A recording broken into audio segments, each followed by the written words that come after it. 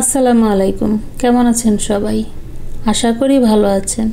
আপনাদের দোয়ায় আল্লাহর রহমতে আমিও ভালো আছি। চলে আসছি নতুন একটা ভিডিও নিয়ে আপনাদের সাথে আড্ডা দিতে। আজকে আপনাদের সাথে শেয়ার করব আমি কিভাবে পুডিং রান্না করি, আর চেষ্টা করব খুব অল্প সময়ে আর সহজ একটা রেসিপি দিয়ে পুডিংটা বানানোর জন্য। পুডিং কিন্তু আমার কাছে অনেক ভালো লাগে আর স্বাস্থ্যসম্মত খাবার, যেহেতু দুধ ডিম দুটোই আছে, প্রচুর পরিমাণে প্রোটিন আছে। আমার মতো কার কার পুডিং পছন্দ জানাবেন, আর রেসিপিটা ভালো লাগলে অবশ্যই লাইক কমেন্ট শেয়ার করবেন।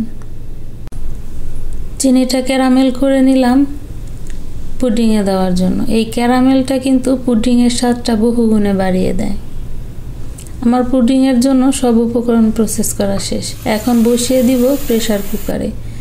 প্রেসার কুকারে পুডিং রান্না করলে সময় অনেক কম লাগে আর স্বাদও হয়, তাই আমি প্রেসার কুকারে পুডিং রান্না করি।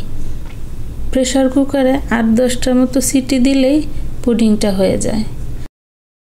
পুডিংটা বসিয়ে দিচ্ছি প্রেসার কুকারে। কয়েকটা সিটি দিলে নামিয়ে নিব।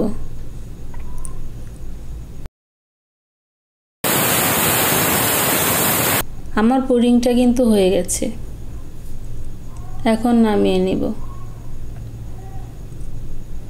একটু ঠান্ডা করে তারপর ঢেলে নিব।